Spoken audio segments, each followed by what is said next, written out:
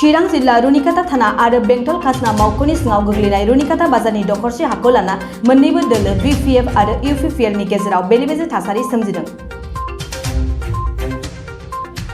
जिब्रै चिरां दुवार block BPF दोलोनि सायाव रुनिकाटा बाजारनि हाखौ आयेन बेरेखा दखल खालामनो नागिरनायनि अजद होदों जिब्रै चिरां दुवार ब्लक इउपिपिएल दोलोआ।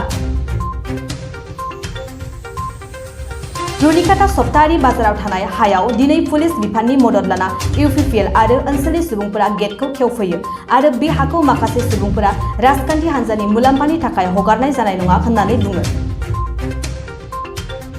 मानोना बे हाखौ बिटिसिनि सरकारा थांनाय 2005 मायथाइयाव बिएसएनएल कम्पानिनो हगारना होदोंमोन आरो बेनि उनाव बिएसएनएलआ नागारनायनि उनाव बे हाया रायजो राजाफोरनि जाबाय होनना दाबि दैखाङो। रायजोफोरा ओनसोलनि जौगानाय बिथिंनि थाखायल' हगारनाय जागोन होननाबो दाबि दैखांबावो। बेराफारसे बिपिएफ दोलोनि मावथिफोरा अजद होनायखौ नेवसिनानै गावसिनि जिब्रै चिरां दुवार ब्लक बिपिएफनि मुङाव हाखौ बाहागो मोनखानाय होनना फोरमान बिलाइफोरखौबो दिन्थियो। बिथांमोना सिगांनो इउपिपिएल दोलोनि सुबुंफोरनो हाखौ लाना बेले-बेजे जानो गोनां गैया होननानैबो बुङो। मानोना बे हानि फोरमान बिलाइफोरा जोंनाव दंखायो, बेनिखायनो सावरायलायनो लेंहरसेयावबो फैयाखै होनना अजद दैखांदों। बे हानि जिथु दावराव दावसि बेयो रिसेन्टलि जोङो अलरेडि बिपिएफ दोलोआ एलटमेन्ट जि हा बे हायाव चिरां 14 चिरां दुवार ब्लकआ बेहाय मोनसे प्रजेक्ट बानायनो नागिरदोंमोन। जा लास्ट 28 बे जुलाइआव जेब्ला कन्स्ट्राक्शननि स्टार्ट खालामनो नागिरो अब्ला हठात जोंनि मानसिफ्रा रावबो गैयामोन। बे समाव मिस्ट्रिफ्रा जेब्ला फैयो हेला बिसोरो हठात फैनानै बन्द' खालामफैदों। बेनिफ्राय दिनैनि बेलायाव जोङो दिनैसिम माने बिसोरखौ बुंहरनाय जादोंमोन जे नोंसोरो फै, फोथायाब्ला बे हानि एलटेड जिथु लेखा पत्र जाहा दङ बेखौ नायलायगोन, नोंथांमोना नायफैनो हागोन। जायगानि हिसाबै दावराव दावसि नांलायनांगौ बेनि थाखाय जेबो गैया, नायलायनानै रायलायनायनि गेजेरजों जागोन बेखौ वेलकाम खालामनाय जादोंमोन। खिन्थु बिथांमोना नुजाफैयाखै। वायरेस बिथांमोना दिनै आरोबाव माबा मोनसे एक्शन बेनि एगेन्स्टआव बे मावनायखौ जों दिनै नुनो मोन्दों। नोंथांमोननि मिडियानि मानसिफ्रानो दिनै नोंथांमोनानो स्वयं नोंथांमोनखौ लानानै बिसोरो मा खामानि मावदों कार्यकलाप दिनै जों नुनो मोन्दों। खिन्थु बेहाय थाङोब्ला बेहाय जोङो हयथ' दाङाबाजि बुलाय सोलाय जागोन, ओंखायनो जों सेफसाइड जादों। जों इन फिउचार आयेननि बेबस्था लागोन होननानै जोङो दिनैनि दिनाव बेखौनो दिनै जगाजग खालामनाय जादों। बे हाखौ बिएसएनएलनो होनाय जादों 2005आवनो, खिन्थु बिसोरो आरोबाव उनाव बेखौ मा खालामनो अफिसियेलि बोरैबा टेकनिकेलि बिसोरो बेखौ एलटमेन्ट मोननाय जायाखै आरो जायनि खारनाव बिसोरो हेन्डअभार खालायफिनदों। हेन्डअभार खालायदों रायलायनायनि गेजेरजों बेखौ बे खामानिखौ जोङो बिनाय जादों आरोखि दोलोनिफ्राय बेखौ जोंनो अफिस खालामनो बिनाय जादों आरो बेबायदिनो जों एलटमेन्टखौ मोन्दों आरो दिनैसिमाव जोङो बे खामानिखौ मावफुंनो होननानै जोङो आगान होदों। अफिस प्लास बेहाय जोङो फ्रन्ट साइडआव जोङो बे बाजार साइडखाय जोङो बाजार साजायनो नागिरदों। बे प्लानिंआ दङ, बेखौ न्याय बिसार खालामगोन, आयेनासो बिजिरना होसिगोन। दा बिथांमोना जुदि मोजां कमप्रमाइस खालामनो जों रायलायहरनायाव जों कमप्रमाइस खालामनो जों नायलायनो लिंहरनायाव जुदि फैयाखै, बिसोरो दस्रा एंगेलजों खामानि मावनो नागिरदों। स्वयं नोंथांमोना दिनै नुबाय, दिनै बाजार दिन बेहाय बहुद बाजारनि मानसिफोर थायो। बे मानसिफोरखौ लानानै दिनै थाला देफायनानै बेहाय बे मोनसे श' प्रदर्शन खालामदों। नाथिं, बेयो जास्ट श' प्रदर्शन खालामदों आरोखि आंनि गन्थेब्ला बेसो।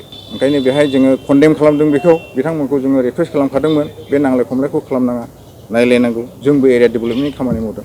नोंथांमोना दिनै पावाराव फैदों, मा मावनो नागिरदों मावदो, जों बेखौ वेलकाम, मोजांखौ मावनो थाखाय जों वेलकाम खालामो।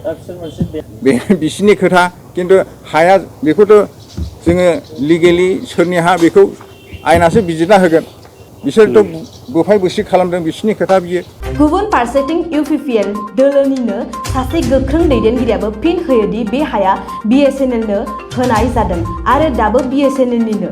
मानोना हाखौ जुदि बिसोर गावसिनि बुंदोंब्लाबो खाजोना बिफाननि मावख'आ ट्रेस मेप थायो, बे गैया। लोगोसे फोरमान बिलाइयाव बे हायानो होनना लिरनायबो नङा होननानै बिथाङा दाबि खालामबावदों। এইটো যিটো জমি আপোনালোকে চালে আৰু ৰাইজে দেখি আছে বিএছএনএলৰ জমি আছিল আৰু তাতে অলৰেডি সাইনবোর্ড আছে বিএছএনএলৰ, এতিয়াও এইটো আছে গেটতে আছে আৰু বিএছএনএলে তাতে অপাৰেট কৰিছিল। তো সেইখিনি মাটি বিএছএনএলে উইথড্ৰ কৰা নাই, তো বিএছএনএলৰে হৈ আছে।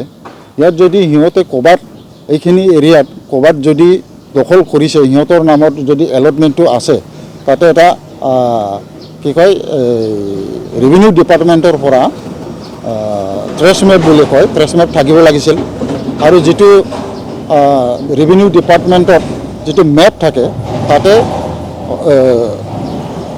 ডিপাৰ্টমেণ্টে চিনাকি কৰি ৰাখিব লাগিছিল কিন্তু তেনেকুৱা কোনো ধৰণৰ আমি ৰেভিনিউ চাৰ্কলত দেখা পোৱা নাই আৰু সেইটো জমি এতিয়াও BSNL-ৰ নামতে দিয়া বুলি আছে আৰু প্ৰমাণটোতো আমাৰ আছেই ইয়াতে BSNL-ক কোনে দিছিলে এইটো BSNL-ৰ এটা সময়ত ইয়াতে ডেভেলপমেণ্ট কমিটি আছিল তো এই সময়ত কোমল শৰ্মা বুলি এছিষ্টেণ্ট টিচাৰ ৰুণিকাটা হাইস্কুলে তেখেতে প্ৰেচিডেণ্ট আছিল ৰুণিকাটা ডেভেলপমেণ্ট কমিটি তেখেতৰ দ্বাৰাই মানে জিলা প্ৰশাসনৰ পৰা সাইটটো সিলেকশন কৰিব দিয়া হৈছিল আৰু সেইটো ডেভেলপমেণ্ট কমিটিয়ে মানে তেখেতসকলক দিছিল আৰু তাৰ পিছতে তাতে মানে ষ্ট্ৰাকচাৰটো এষ্টাব্লিছড হৈছিল তো এতিয়া সেইখন মাটি যদি সিহঁতে আমাৰ বুলি কয় এইটো আমি মানিবই নোৱাৰোঁ এইটো ৰাইজৰ নথিপত্ৰ দেখুৱাইছে সেইবিলাক কি এইবিলাক নথিপত্ৰ সিহঁতে চৰকাৰত আছিল BPF ইমান দিন সময়ত যিকোনো এনে ভুৱাকৈ উমুক মাটি বুলি ক'লে কিন্তু স্পেচিফিক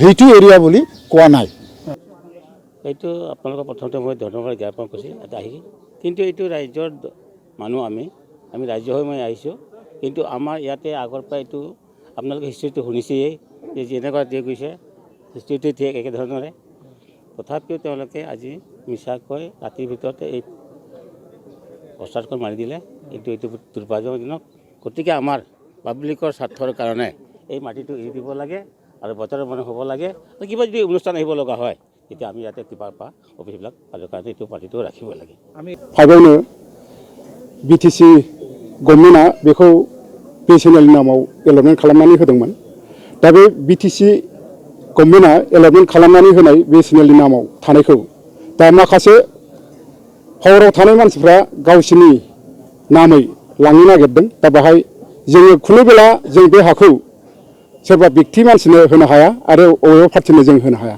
जुदि मोनसे पार्टिया लायोबा गाबोन दिनै पावाराव दं हिसाबै BPF-आ बे हाखौ लाबाय गाबोन दिनै पावाराव दं हिसाबै UPPL-आबो अबेबा मोनसेखौ लागोन गाबोन आरो BJP-आबो लाफैनो हागौ कंग्रेसआबो लाफैनो हागौ बेबायदि लाफैबाय थायोब्ला जोंहा नैबे कनजास्टेड हाया रुनिखाथायाव खुनु बाजार खालामनायनि हाया जा एभेलेबल गैया बेबायदि लालांबाय थायोबा जोंनि हाया बाजार खालामनो खुनु बेला गैया जागोन बेनिखायनो जोङो बे हाखौ जोङो खुनु बेला सोरबा अबेबा पार्टिनो आरो अबेबा व्यक्ति मानसिनो जोङो खुनु बेला हगारनो हानाय नङा